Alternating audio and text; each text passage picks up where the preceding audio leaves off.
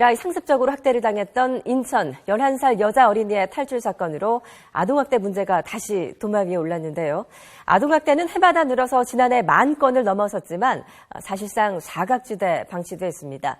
특히 가해자 대부분이 친부모라는 점도 놀랐지만 더욱 큰 문제는 학대가 대물림된다는 것인데요. 전문가 연결해 자세한 이야기 나눠보겠습니다. 최명기 정신과 전문의 연결되어 있습니다. 안녕하세요. 네, 안녕하세요. 네, 이번 11살 맨발 소녀 학대 사건 너무나 충격적이었는데요. 네네. 전문가적 견지에서 어떻게 보셨습니까? 네, 이제 학대가 이제 대물림되는 부분이 있게 되는 건 첫 번째 이제 유전적인 부분이 이제 관여가 됩니다. 보통 이제 아동학대를 하게 되는 경우에 충동적으로 공격적인 본능을 자제 못하는 것도 문제이지만 뭔가 이렇게 아이와 관계된 갈등 상황에 놓이게 되면은 합리적인 해결책을 도출해내지 못하거든요. 네. 그래서 이제 그런 기질을 갖다 부모로부터 물려받아질 가능성이 있게 되는데 만약에 부모로부터 학대를 당하게 되게 되면은 또 이제 그 성장 과정을 통해서 합리화하게 되는 잘못된 가치를 배우게 됩니다. 예. 그래서 우리 부모는 나를 갖다 죽일 정도로 때렸는데 나는 죽지 않을 정도로 때리니까 나는 괜찮아 생각하게 되는 거고요. 우리 부모는 나를 매일 때렸는데 나는 일주일에 한 번만 때리니까 괜찮은 부모야라고 합리화하게 되는 겁니다. 예. 그런 다음에 이제 자라나면서 계속 맞을 때마다 학대자인 이제 가해자인 부모가 하는 얘기가 있거든요. 네가 잘못했으니까 때리는 거야. 그렇게 되게 되면 본인도 본인의 아이를 때리면서 나도 아이가 잘못했으니까 때리는 거야 라고 합리화하게 되지요. 그래서 성장 과정, 기질, 유전적인 부분이 합쳐서 동시에 일어나게 되면은 예. 상호작용을 일으키게 되면서 학대가 대물림되는 경향이 있게 됩니다. 예, 저희가 좀 드릴 질문들이 많아서요. 조금 답변을 간략하게 좀 해주시면 감사하겠습니다. 이 가해자 부모의 심리부터 좀 분석을 해보겠는데요. 딸은 네. 상습적인 폭행을 하고 굶기고 해서 11살 아동인데도 고작 16kg이었는데 네. 자신이 키우던 개는 끔찍이 아꼈다고 하더라고요. 이건 네. 어떤 심리인가요? 강아지 같은 경우에는 의사소통이 양방향이 아니기 때문에요. 네. 강아지가 어떤 행동을 하게 되면은 그게 무조건 자기를 좋아한다고 착각할 수가 있습니다. 그런데 아이 같은 경우에는 자신의 의사 표현을 하잖아요. 예. 그런데 아이가 의사 표현을 할 때 본인이 원하는 대로 통제가 안 되게 되면은 통제의 수단으로 또 폭력을 사용하게 되는 겁니다. 그렇군요.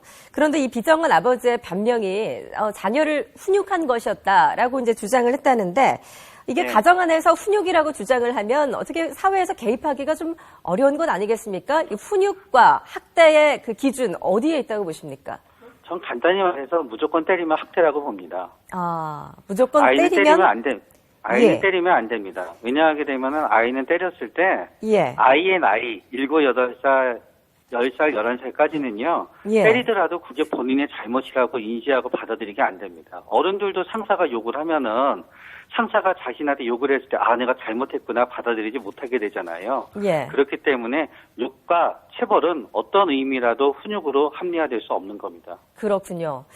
피해 아동의 상태 그래도 처음에 비해서는 많이 나아졌다고 하던데 이렇게 오랜 네. 시간 감금을 당하고 폭행을 당했다면 이런 학대 경험이 트라우마로 남게 되겠죠? 네, 반응성 애착장애라고 해서요. 신체적인 부분은 금세 좋아질 수 있습니다. 그러나 자라나더라도 계속 이제 불안하게 되고요.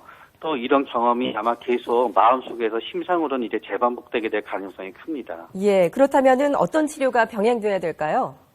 가장 좋은 거는 어머님이 있어서 다른 어떤 그 애착의 대상이 되어주는 건데요.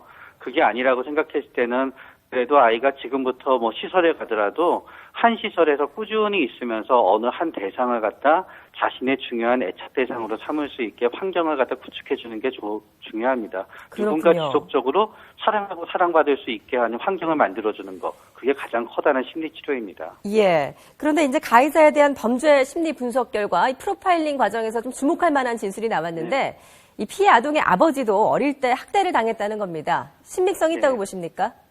전 신빙성은 있다고 봅니다. 예. 왜냐하게 되면은 아까 말씀드렸듯이 어떤 문제 해결 능력이 없고 충동적인 부분은 결국 유전될 수 있는 부분이 있고요. 그러면서 합리화할 수 있기 때문에 저는 피해 아동의 아버지도 일정 부분은 틀림없이 학대를 받았을 거라고 생각하긴 합니다. 그렇군요. 이게 더욱 문제인 게 이렇게 학대가 대물림된다는 게 문제 아니겠습니까? 네. 네, 어떤 해결 방법이 없을까요? 결국은 어떤 우리가 기질을 타고나는 부분은 닮을 수밖에 없습니다. 그러나 그 충동성이 또 잘 자라게 되면 모험심으로 자라날 수도 있는 거거든요. 결국은 사회에서 우리가 많은 캠페인도 하고 또 법률도 강화가 되어서 예. 어쨌든 욕과 체벌 또는 절대로 어느 집에서도 있을 수 없게끔 금지해야 되는 겁니다. 그렇군요. 마지막으로 질문 하나 더 드리겠는데요. 대부분 아동학대 사건이 이 친부모에 의한 것이라는 조사 결과도 좀 놀라운데 친부모에 의한 아동학대가 이렇게 많은 이유는 어디에 있을까요? 그거는 친부모가 가장 주위에 근접해 있기 때문입니다. 네. 예를 들어서 아동학대 건수를 친부모하고 계모를 나눴을 때는 친부모의 아동학대 확률이 계모나 계부의 아동학대 확률보다 높은 건 아닙니다. 예. 그러나 전체 아동학대 확률에서는 친부모의 확률이 워낙에 높은 거는 친부모가 계모나 계부에 비해서 아직 우리나라에서 워낙에 많기 때문입니다. 그렇군요. 그렇게 약간의 통계의 왜곡의 문제도 있습니다. 예, 알겠습니다. 오늘 말씀 잘 들었습니다. 최명기 정신과 전문의였습니다. 네, 감사합니다.